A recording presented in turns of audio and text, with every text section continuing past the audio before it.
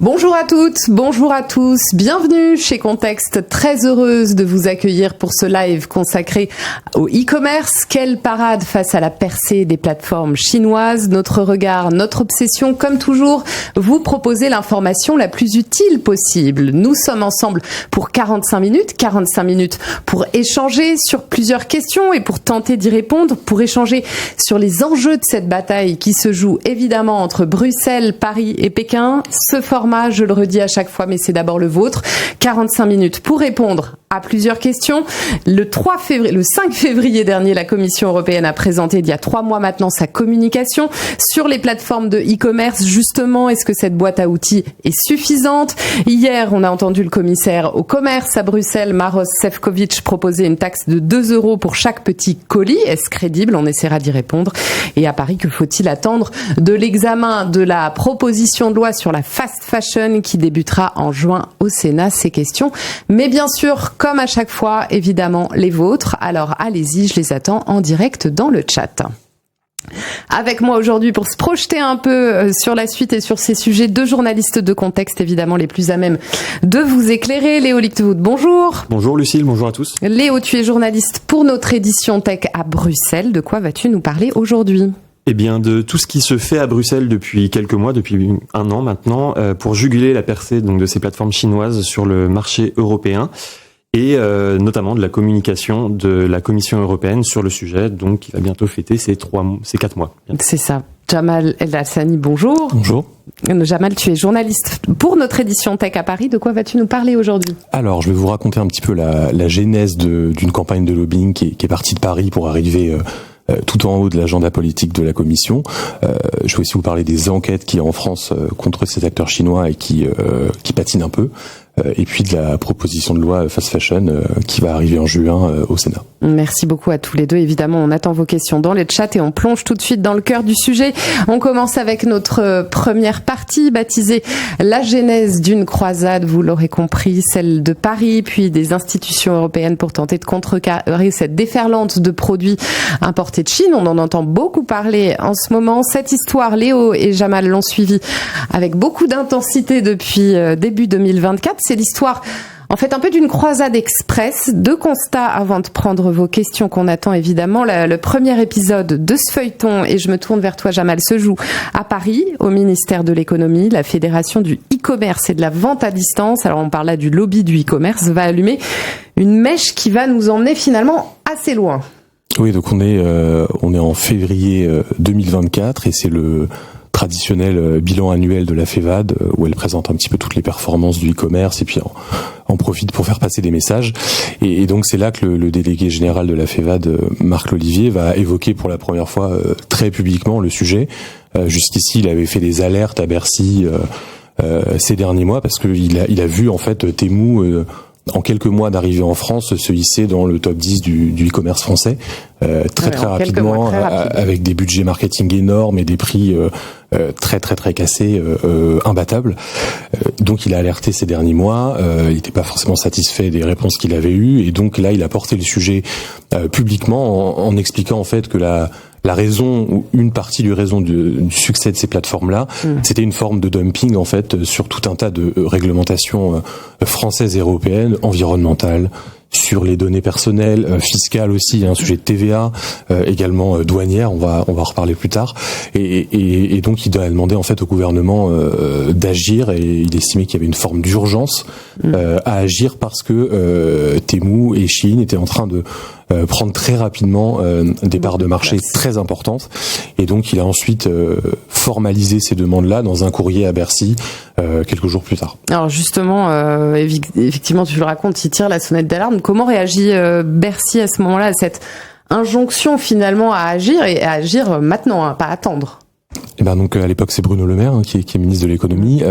Bruno Le Maire il va plutôt temporiser, donc il fait une réponse à la FEVAD quelques mois plus tard en mars. Dans un autre courrier, et donc il dit comprendre les inquiétudes du secteur, des e-commerçants, des entreprises de textile, etc.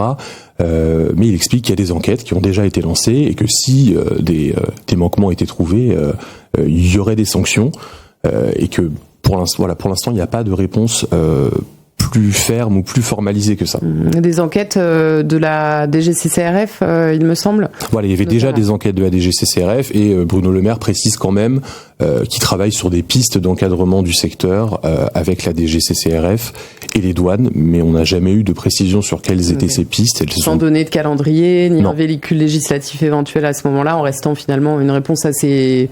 Je vous entends, je suis poli, mais bon... Mais pas plus. Pas plus, quoi. Voilà. Alors, au printemps 2024, ce sujet dont on parle va s'européaniser. Le lobbying également. Je me tourne vers toi, Léo, parce que c'est toi qui as suivi cette européanisation depuis Bruxelles. La FEVAD met le sujet. Elle se rend compte, on l'imagine, qu'il n'y a pas de répondant vraiment côté français. On l'a compris grâce à Jamal Abersi. Et elle met le sujet à l'agenda du lobby européen des e-commerçants et de celui aussi de la distribution. C'est-à-dire, elle franchit le cran du dessus. Ouais, c'est ça, tout à fait. Donc, à Bruxelles, les deux principales organisations, tu l'as dit, le lobby des e-commerçants, e-commerce Europe, et celui de la distribution Eurocommerce, dont est membre e-commerce Europe, se saisissent du sujet, puisque donc la FEVAD en parle, mais il y a aussi un sujet finalement qui est européen. Temu n'est pas présent que en France. Il y a une inquiétude en France, mais il y a des inquiétudes également dans d'autres pays. Est-ce qu'on sait lesquels un peu spécifiquement? Est-ce que tout à fait, notamment en Pologne, qui D'accord. je pense est un des exemples les plus parlants, puisque à peu près à la même époque, autour du mois de mai, le ministère de l'économie polonais a envoyé des lettres à Shein et à Temu, donc qui sont les deux principaux acteurs qui étaient incriminés par ces demandes, en les menaçant très ouvertement de géoblocage s'ils ne respectaient pas la réglementation européenne. Donc les lobbies, les deux grandes organisations commencent à prendre position, à mettre le sujet sur la table des institutions européennes. Donc on parle d'articles de blog, on parle de notes de position, de choses très documentées pour parler de ces millions de colis individuels qui arrivent par jour. Et en fait, elles se mettent à réclamer ce qu'on appelle à Bruxelles, dans le jargon européen, un level playing field, c'est-à-dire un terrain de concurrence équitable. Elles veulent pouvoir jouer à armes égales avec les concurrents chinois, et à armes égales, ça veut dire avec des concurrents en face qui respectent aussi la réglementation européenne. Juste pour remettre un peu les choses dans leur contexte, à ce moment-là, c'est un moment rêvé quasiment pour ces organisations, puisque donc d'une part le sujet vient à Paris, il vient d'autres capitales également. J'ai mentionné Varsovie, mais il y en a d'autres. Et puis aussi, on l'a presque oublié un an après, mais on est en période de campagne européenne, et donc il y a les élections européennes qui se précisent. Et à ce moment-là, c'est un peu la tradition. Chaque lobby, chaque grande organisation va publier un manifeste, une espèce de liste au Père Noël de toutes leurs envies pour les 5 prochaines années, et va aller pousser ce manifeste auprès des futurs élus, des élus en poste qui sont potentiellement reconduits, et également auprès de l'administration européenne. Est-ce que ça trouve une forme de résonance chez certains partis européens? Est-ce qu'on arrive à l'identifier à ce moment-là? Est-ce qu'il y a certaines des revendications qui sont reprises? Ou alors ça reste un petit peu mezzo voce Dans les campagnes nationales, puisque les élections européennes sont essentiellement des campagnes nationales, pas tellement. Mais en tout cas, au niveau des groupes politiques européens, on sent que le sujet fait plutôt l'unanimité. C'est-à-dire que la droite y trouve son compte pour lutter contre la concurrence de la Chine contre les entreprises européennes. Les écologistes se positionnent également sur l'aspect durabilité de ces plateformes qui est légèrement contestable, et sur le respect des réglementations environnementales, les socialistes sur les droits humains, etc. Donc tout le monde y trouve un peu son compte. Et puis la Commission européenne aussi commence à y trouver son compte et va pas tarder à se positionner. Alors on a un autre étage de la fusée dans cette croisade au printemps 2024. On est à peu près à la même période. En fait, les associations de consommateurs vont dégainer une première plainte contre Temu, mais leur objectif, on vient de le dire, c'est surtout derrière ça de pousser la Commission à se positionner, en fait, à sortir du bois et à prendre position. Exactement. En fait, à ce moment-là, Temu n'est pas encore une grande plateforme du règlement, une très grande plateforme du règlement sur les services numériques. On y reviendra après. Mais en tout cas, les lobbies des consommateurs, les lobbies des e-commerçants veulent voir cette plateforme désignée et régulée au niveau européen. Et donc, il y a une plainte qui est déposée. La désignation arrivera un peu après, mais en tout cas, la Commission européenne sent qu'elle n'a plus de marge de manœuvre. Elle ne peut pas ne pas répondre. Et donc, on commence à avoir des déclarations. Alors, la première publique, je crois, l'équivalent un peu de l'alerte de Marc Lolivier à Paris, à Bruxelles, c'est Valdis Dombrovskis, qui est donc commissaire au commerce à l'époque, qui, à la présentation du manifeste de Eurocommerce, donc le lobby de la distribution, va publiquement dénoncer la concurrence féroce de ces plateformes chinoises et estimer qu'elles importent énormément de produits en Europe qui font l'objet, la citation exacte je ne l'ai plus, mais d'aucun contrôle de conformité ou de sécurité, je crois. Donc des mots quand même qui sont assez forts. Qui sont très forts, très puissants et qui répondent exactement à l'attente, en tout cas de prise de conscience des lobbies qui ont alerté sur le sujet. Ouais. Alors j'ai envie de vous interroger justement tous les deux à ce moment précis où on se situe. Est-ce qu'on a déjà des réactions des 3 plateformes chinoises les plus concernées par le sujet, à savoir Shein, Temu, AliExpress? Est-ce qu'elles contre-attaquent, que ce soit à Paris ou à Bruxelles? Alors peut-être Jamal pour Paris et Léo pour l'aspect européen. Ok, je peux commencer. Je dirais, je sais pas ce que Léo en pense, mais que les réactions sont un peu différentes en fonction des 3 acteurs. Donc on a AliExpress qui est en France depuis déjà plusieurs années et donc qui avait pas forcément eu la même vague, le même mauvais accueil à son arrivée ou qui était un peu plus à bas bruit et qui a tissé des relations par exemple avec toutes les organisations de respect de la propriété intellectuelle et qui semble quand même répondre à ces demandes par exemple quand il y a des contrefaçons et puis qui a des lobbyistes en France, donc une forme d'institutionnalisation. Pour Shein, c'est la même chose, mais un petit peu plus poussé, puisque donc il y a aussi la loi sur la fast fashion qui est en préparation, et donc Shein a aussi un œil là-dessus. Donc Shein a aussi des lobbyistes en France et à Bruxelles qui discutent avec les pouvoirs publics, avec les députés, même s'ils restent plutôt discrets et pas forcément, ils sont pas forcément très vocaux. Ils ont développé tout un discours sur, par exemple, le réemploi de leurs vêtements. Ils disent que leurs vêtements se retrouvent beaucoup dans les frites, par exemple, et puis ils ont même fini par lancer une plateforme de seconde main. Voilà, donc ils cherchent à montrer qu'ils font des efforts. Shein cherche à montrer qu'ils font des efforts et qu'ils essaient de s'institutionnaliser aussi. Par exemple, ils expliquent qu'ils essaient de rapprocher leur production de l'Europe en Turquie. Voilà, ils essaient de montrer que les choses changent. Bonne volonté. Voilà. Et pour Temu, par contre, c'est vraiment beaucoup plus discret. C'est un peu plus le silence radio. C'est pas facile de comprendre qui sont leurs représentants. Ils ont quelques agences de communication, mais ils sont moins présents. D'accord. Et à Bruxelles, Léo, est-ce qu'ils sont présents? Est-ce qu'ils existent dans cette bulle bruxelloise où le lobbying est quand même un peu l'histoire d'une vie, quoi? Ouais, tout à fait. Bah, en fait, c'est un peu le même équilibre qu'à Paris. On a AliExpress, qui est donc filiale du groupe Alibaba, qui est plutôt bien installé. Le groupe Alibaba est actif dans beaucoup d'autres secteurs, notamment sur le cloud. Ils ont également d'autres plateformes de e-commerce dans certains pays européens. Je pense à Miravia en Espagne ou à Trendyol, je crois, est basé en Turquie.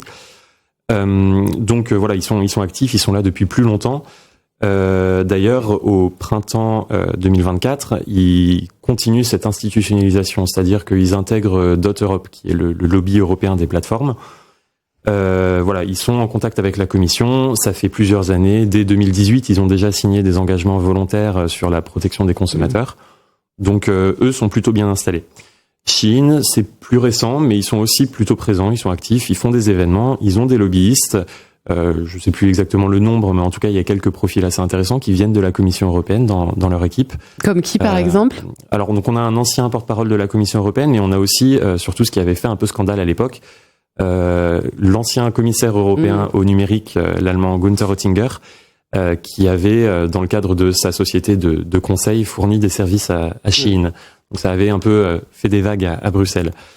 Et ensuite, identique qu'à Paris, Temu est plutôt invisible pour le coup. Eux ne sont même pas inscrits au registre de transparence des institutions européennes. C'est-à-dire que c'est le registre auquel il faut être inscrit pour pouvoir avoir des rendez-vous avec des officiels de la Commission européenne, pour pouvoir faire des activités de lobbying actives auprès des institutions européennes.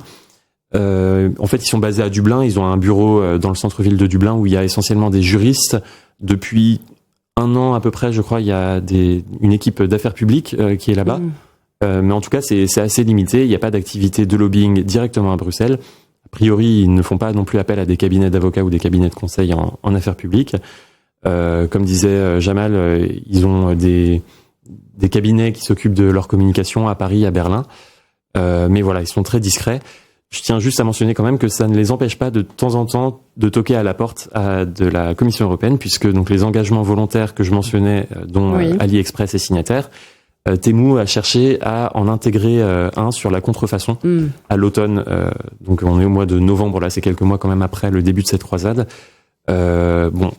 Les membres de cet engagement volontaire sur la contrefaçon n'ont pas donné suite à la candidature de Temu. D'accord.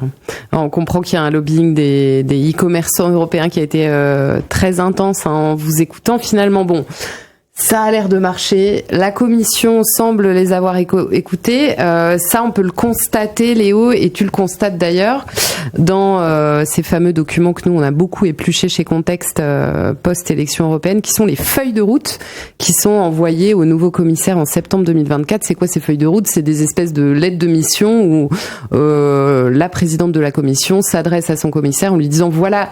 La liste des tâches que je te demande d'accomplir, ou en tout cas des initiatives que je te demande de prendre à minima dans les 100 premiers jours, voire un petit peu après, quoi. Et là, on a comme l'embryon de quelque chose qui commence à s'installer.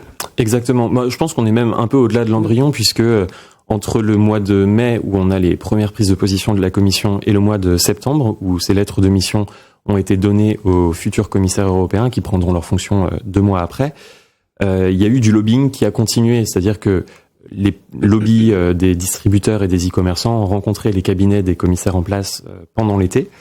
L'activité de lobbying public, en tout cas les déclarations publiques, se sont poursuivies. Même dans cette phase de transition entre deux commissions, exactement, où on a des cabinets, ce qu'on appelle d'ailleurs des cabinets de transition, qui font un peu l'interlude. C'est ça, tout à fait. Et puis avec un Parlement européen qui se met en place, etc. Donc c'est un moment où l'activité de lobbying est très importante à Bruxelles.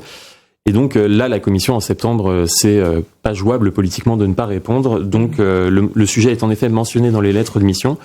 A priori, sans trop de détails, c'est-à-dire que chaque commissaire est chargé d'avoir ce sujet-là en tête quand il applique les textes dont il a la responsabilité. Par exemple, le DSA, mais aussi la sécurité des produits, les douanes ou la surveillance de marché. Donc voilà, il y a différents angles. C'est un peu le revers de la médaille d'un lobbying très actif, c'est que du coup, on se retrouve à devoir traiter de plein de sujets, les subventions étrangères, la réglementation des plateformes, etc. Et donc, il y a beaucoup de directions générales de la Commission européenne qui se sont emparées du sujet, et donc beaucoup de commissaires qui sont mobilisés par ces lettres de mission sur le sujet.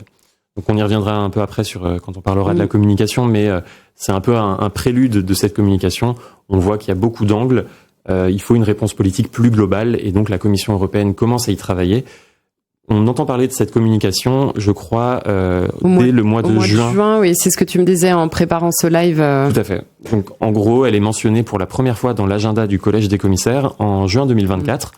D'abord prévue pour le mois de juillet, puis finalement, elle est repoussée à mesure que les sujets s'accumulent et que les urgences s'accumulent. On l'a vu évidemment dans ce début de mandat.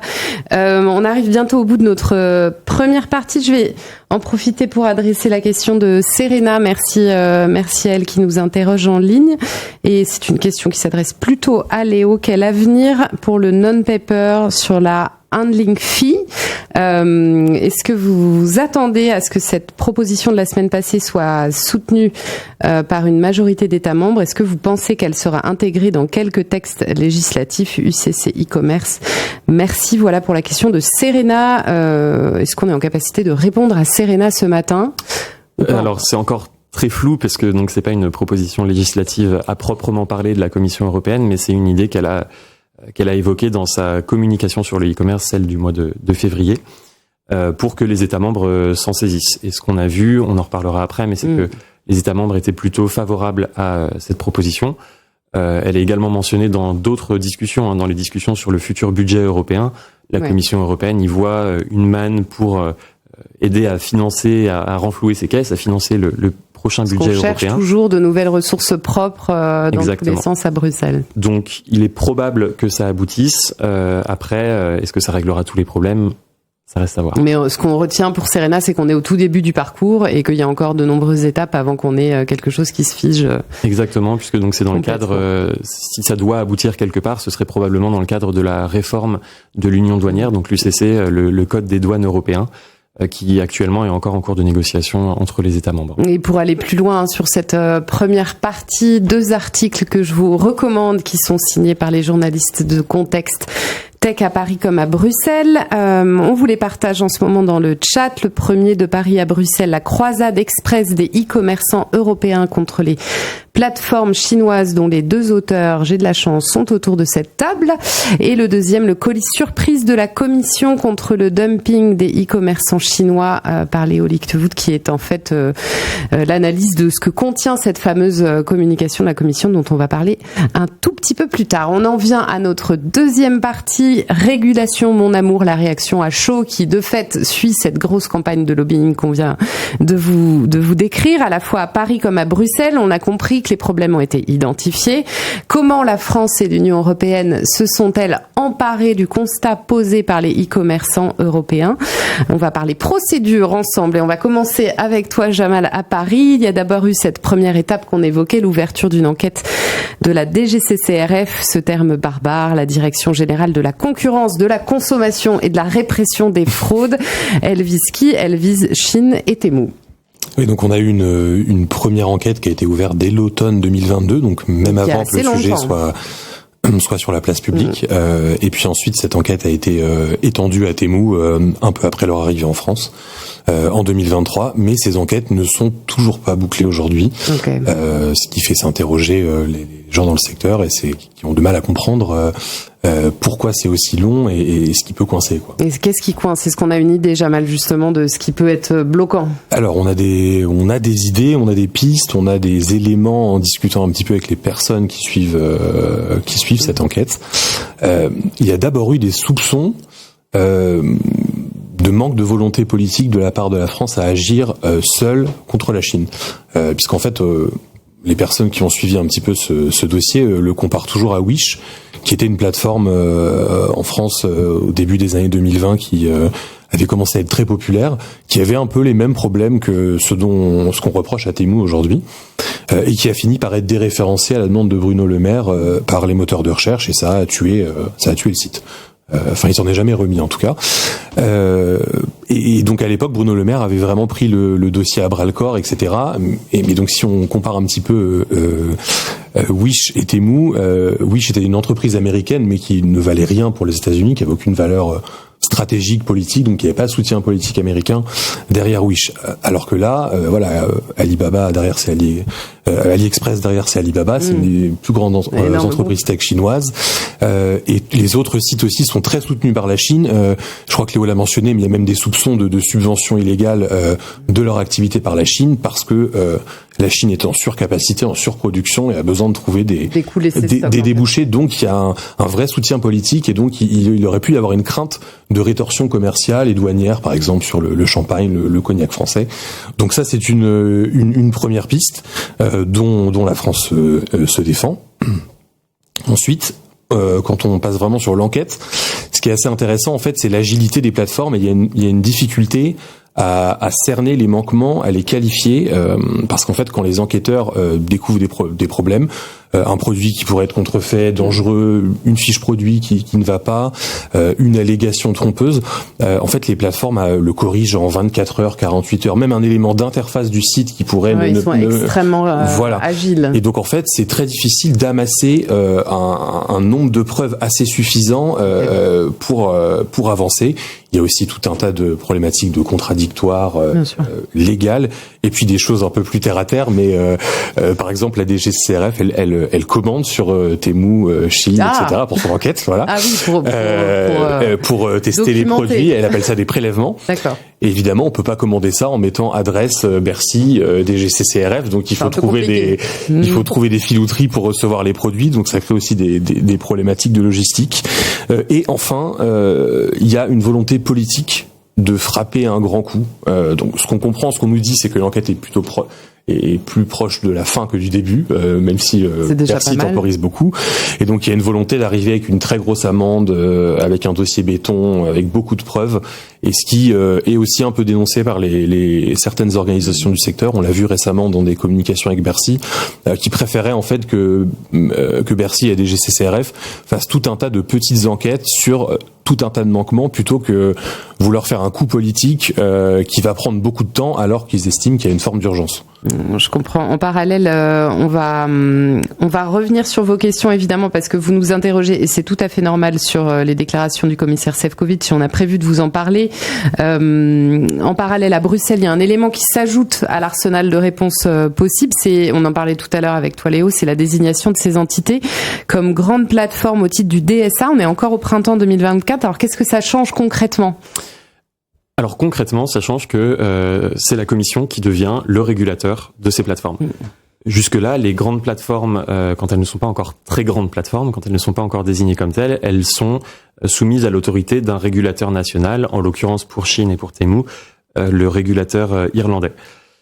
À partir du printemps, la Commission européenne, donc sous pression de ces demandes, etc., et aussi simplement en voyant les nombres d'utilisateurs de ces places de marché, va les désigner comme très grandes plateformes du règlement sur les marchés sur les services numériques, désolé. Ce qui fait que la Commission européenne va pouvoir leur faire des demandes d'information. Ça arrive dans les semaines qui suivent leur désignation, des demandes d'information pour s'assurer que, pour commencer à récolter des preuves en vue d'une enquête formelle. Pour rappeler un petit peu ce qui s'était passé avant, AliExpress était pour le coup déjà désigné comme très grande plateforme, faisait l'objet d'une enquête depuis le mois de mars 2024. Shein et Temu, quand il y a leur désignation, on a aussi une volonté d'aller assez rapidement.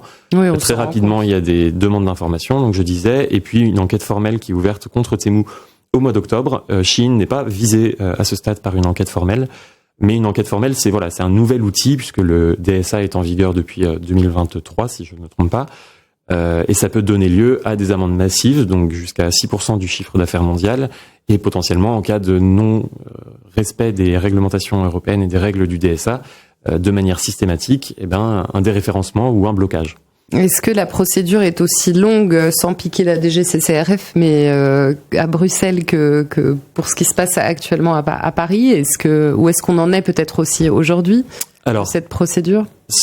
En effet, c'est des procédures qui sont assez longues, pour les mêmes raisons de récolter des preuves, etc., de dialogue aussi avec ces plateformes-là, dont on rappelle que l'une des deux n'est même pas établie à Bruxelles.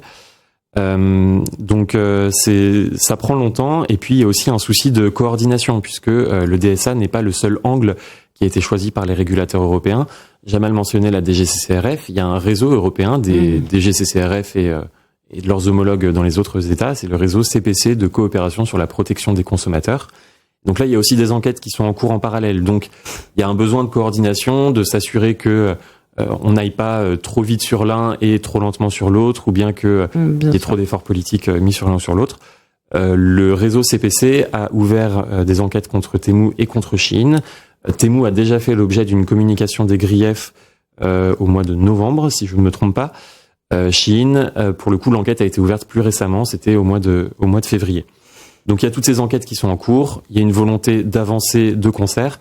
Il faut aussi savoir qu'il y a d'autres priorités politiques au sein de la Commission sur l'application du DSA. La Commission, l'unité, la direction plateforme de la DG Connect qui s'occupe de l'application du DSA doit aussi gérer des enquêtes sur X, sur TikTok. Et c'est une merveilleuse transition pour vous conseiller, pour aller plus loin sur ces enquêtes, de lire. C'est un article signé Guénaël Pépin pour Contexte Tech et Contexte Média qui s'appelle Les 1001 contentieux du DSA et qui raconte justement cette espèce de montagne énorme en matière de contentieux et qu'il faut traiter avec des niveaux d'urgence parfois qui ne sont pas les mêmes.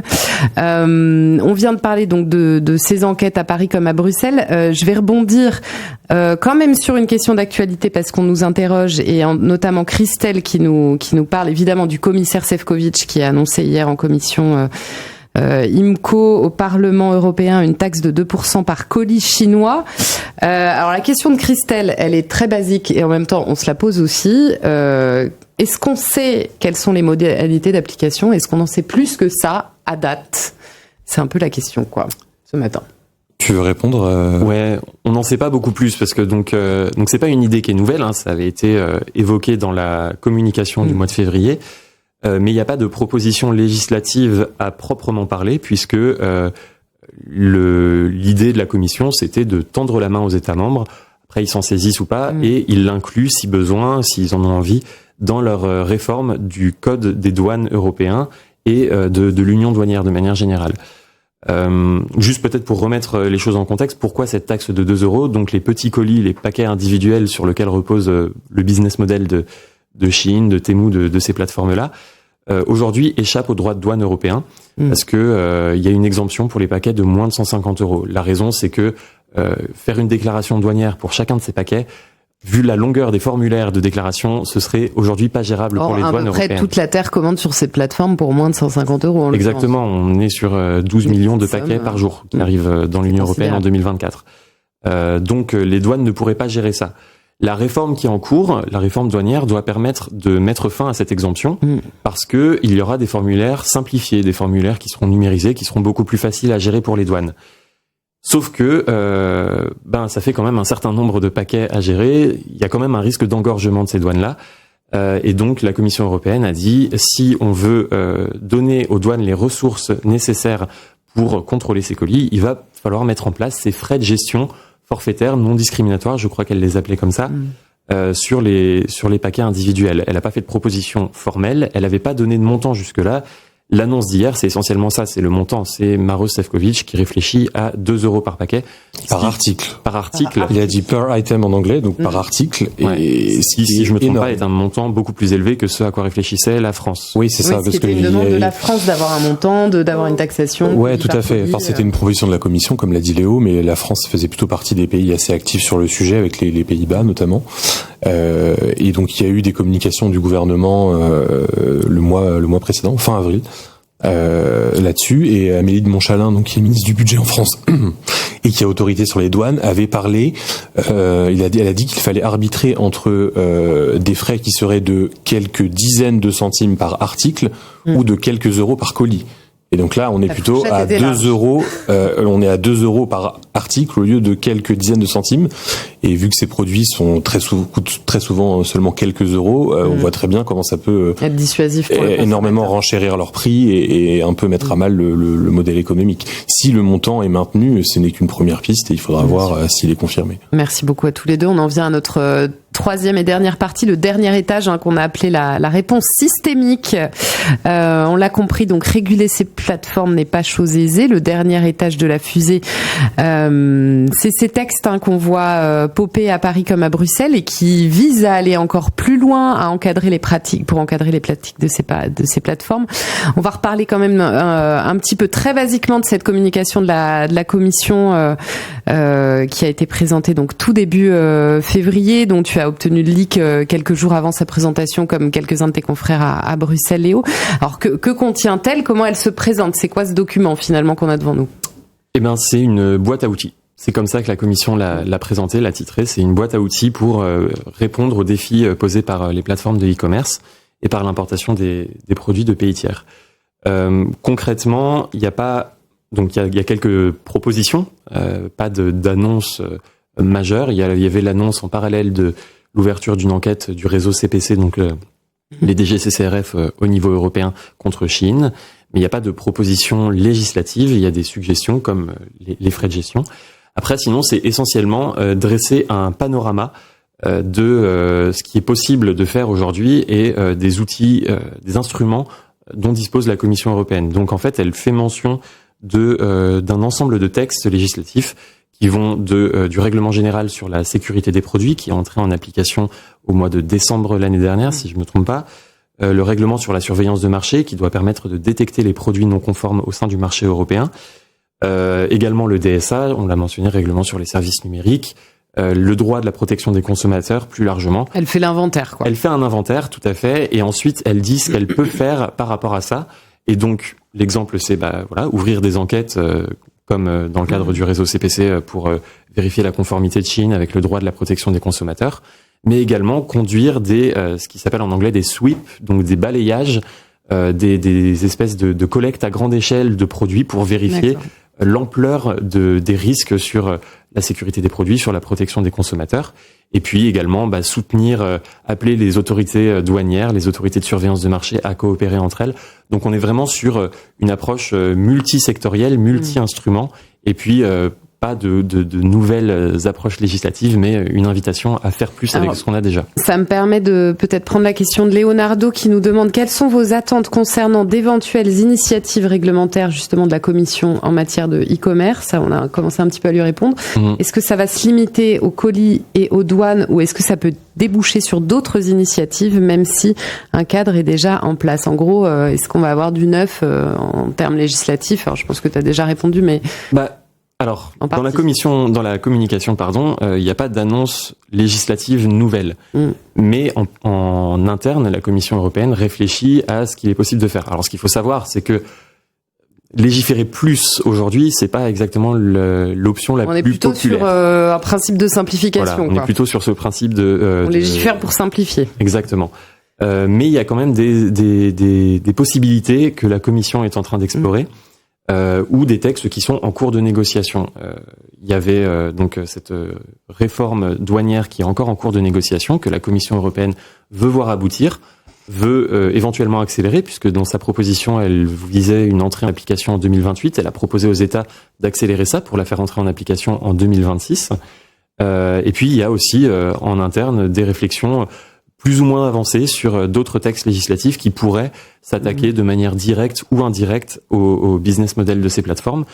Deux exemples. Le premier, ce serait le Digital Fairness Act, le règlement sur l'équité numérique, qui lui doit s'attaquer aux pratiques trompeuses en ligne, c'est-à-dire à certaines pratiques aussi bien sur les jeux vidéo que sur la personnalisation abusive de certaines offres commerciales. Mais également des pratiques qui sont pas mal utilisées par les plateformes visées. Je pense notamment au marketing d'influence ou encore à la gamification, à la ludification en tout cas de ces places de marché. Donc ça, c'est une proposition qu'on attend d'ici 2026 et donc potentiellement ces plateformes-là pourraient tomber dans le champ d'application de ce texte. Et une autre réflexion qui est en cours, c'est sur l'application du droit de la protection des consommateurs. Aujourd'hui, on est sur un réseau d'autorités, c'est très lent, c'est une inertie considérable puisqu'il y a 27 autorités nationales qui doivent tout le temps communiquer entre elles et qui ont des pouvoirs finalement assez peu dissuasifs à la fin. Et donc la Commission européenne réfléchit à centraliser une partie de ses pouvoirs pour, dans les cas des affaires les plus emblématiques ou les plus importantes à l'échelle de l'Union européenne, avoir elle-même des pouvoirs d'enquête, des pouvoirs de sanction, un peu sur le modèle de ce qui existe déjà avec le DSA. Et voilà, donc ça c'est la réforme du règlement CPC sur la protection des consommateurs. On est encore à un niveau très embryonnaire. Très embryonnaire, c'est ça, des réflexions, mais ça pourrait aussi arriver dans les prochaines années, puisque le commissaire européen Michael Magras, qui est chargé de la protection des consommateurs, est très motivé. Il l'a encore mentionné hier au sommet des consommateurs où on était avec mes collègues de Contexte. Merci beaucoup Léo, on espère qu'on a répondu précisément à la question de Leonardo. Je vais avancer un peu et me retourner vers Jamal parce que le temps passe très vite en bonne compagnie, c'est toujours comme ça. Parce qu'à Paris aussi, la bataille législative s'étend en la matière, mais elle n'est pas non plus de tout repos, tout à fait.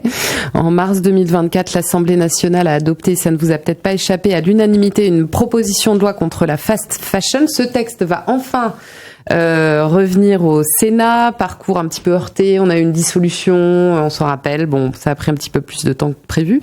Qu'est-ce qu'il prévoit très concrètement ce texte, Jamal, côté français ? Alors, juste une précision, donc le texte arrive en séance publique, en juin, mais il est déjà passé en commission il y a un peu plus d'un mois.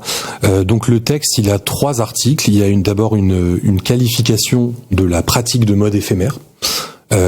L'idée en fait c'est de dire que comment expliquer ça quels critères je voilà, c'est ça. Il y a tout un tas de il y a tout un tas de critères et de qualifications de la mode éphémère et des barèmes notamment pour définir à partir de quand on considère qu'il y a un renouvellement des collections, une mise sur le marché de références trop élevées et un manque d'incitation à la réparation, donc ce qui permet de viser un peu Shein et Temu en même temps. Il y a également des malus écologiques qui sont mises en place pour les entreprises qui entrent dans cette catégorie. Et je précise que pour tout ce qui concerne les malus écologiques, c'est évidemment quelque chose qu'on suit aussi chez Contexte Environnement, qui est pas autour de la table ce matin, mais qui suit aussi ces thématiques. Donc je vous invite à aller lire leur briefing, évidemment. Et pour terminer, le dernier article est sur l'interdiction de la publicité pour ces plateformes. Il faut savoir qu'en 2024, Shein et Temu en France étaient parmi les plus gros annonceurs du web. Donc il y a une vraie stratégie autour de la publicité. Donc d'abord, on était sur une interdiction totale, mais c'est probablement pas constitutionnel. En tout cas, c'est un petit peu limite parce que la publicité peut entrer dans une forme de liberté d'entreprendre et il y a des règles très précises sur le type de publicité qu'on peut interdire ou encadrer. Le tabac, par exemple, il n'est pas garanti que pour ces plateformes-là, on puisse justifier, par exemple, de raisons environnementales pour leur interdire la publicité. Donc ensuite, en commission au Sénat, c'est devenu une interdiction qui vise uniquement les influenceurs, parce que c'est des gros relais de publicité pour ces plateformes-là.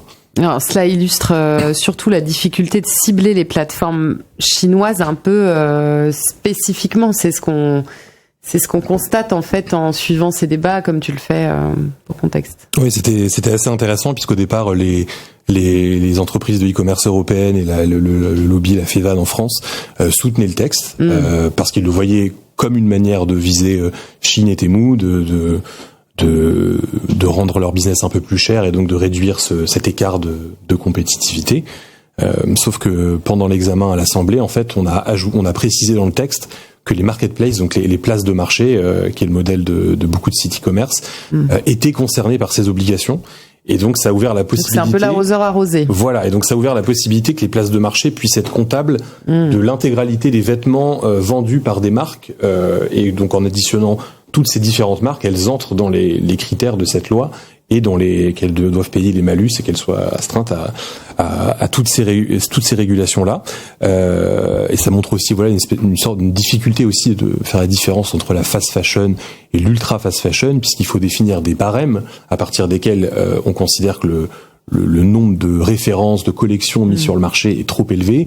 Et c'est pas toujours simple de faire la différence entre Shein, qui a poussé ce principe à l'extrême, et un H&M, un Zara, un Kiabi, qui eux aussi ont quand même un fonctionnement avec des collections qui se renouvellent très fréquemment. Et puis enfin, comment faire payer ces plateformes-là sans faire payer les acteurs européens, ce qui est un sujet de préoccupation notamment pour Bercy. Et le nom de l'entreprise Kiabi revient souvent, qui fait plutôt du moyenne gamme en fait, et qui pourrait être inclus dans les barèmes de cette loi. Et qui pourrait voir le prix de ces articles assez renchéri, alors qu'au départ, elle demandait plutôt au gouvernement d'agir contre ces plateformes-là. Et elle se retrouve au final pris dans les filets de la régulation. Et donc on voit que c'est toujours très difficile, même quand on a des objectifs politiques très clairs, de cibler comme ça des entreprises ou une nationalité ou un type d'activité. Et il y a souvent un retour de bâton, quoi. Merci beaucoup, Jamal. Alors on a le temps pour encore une ou deux questions en ligne. Je vais commencer par celle de Claire qui nous relance sur ses soupçons de subventions étrangères et qui nous demande est-ce qu'il y a des enquêtes spécifiques qui sont lancées sur ce sujet actuellement. Je ne sais pas si on peut lui répondre, c'est assez... Pas d'enquête formelle, en tout cas au niveau de la Commission européenne. Donc là, les soupçons de subventions étrangères, pour l'instant, ont été mentionnés par les lobbies. Il n'y a pas encore eu de déclaration publique là-dessus, mais dans la communication de la Commission européenne, la Commission se dit attentive, en tout cas, à ce sujet-là. Il faut savoir que dans la période de tension commerciale dans laquelle on se situe, ça peut vite devenir quelque chose d'explosif sur un sujet complètement différent, sur les véhicules électriques. La Commission enquête sur les subventions chinoises et s'est très rapidement retrouvée confrontée à une contre-réponse chinoise à des mesures de rétorsion. Donc là-dessus aussi, il y a d'autres enjeux à prendre en compte. Ça devrait peut-être rentrer dans le cadre de discussions bilatérales. En fait, parmi toutes les options que la Commission évoque dans sa communication, il y a l'option de simplement aller à Pékin, parler aux autorités chinoises et voir un peu s'il n'y a pas moyen de trouver un terrain d'entente pour que... Faire de la politique. Faire de la politique, exactement. Et donc là, on a appris récemment que donc le commissaire irlandais, Michael McGrath, qui s'occupe de la protection des consommateurs, doit prochainement aller en Chine. Alors on n'a pas encore de date très précise, mais ce sera dans le courant de l'année. Il est possible que d'autres commissaires s'y rendent aussi et que ça donne lieu à une discussion un peu plus large. Il y a des instances de discussion sur ces sujets-là. sur le e-commerce, mais aussi sur les questions commerciales plus largement, avec lesquelles l'Union européenne, que l'Union européenne peut exploiter pour discuter avec Pékin sur ces sujets-là. Oui. Et peut-être une dernière question d'Alexandre sur ces plateformes chinoises. Alexandre qui nous demande si elles sont concernées d'une manière ou d'une autre par l'European Accessibility Act, qui doit entrer en vigueur le 28 juin, en dehors en creux du gain de compétitivité raté par rapport aux sites européens qui doivent le mettre, eux, en application. Bonne question d'Alexandre, je ne sais pas si on a la réponse. C'est une excellente question, c'est pas un texte qu'on suit de très près. En tout cas, la question qui se pose, c'est est-ce que les plateformes chinoises sont couvertes par les mêmes textes que les plateformes européennes? Donc ça reste le problème de fond. Bien sûr. C'est l'objectif de la Commission européenne de s'assurer que tous les gens qui sont actifs sur le marché européen soient couverts par les lois européennes.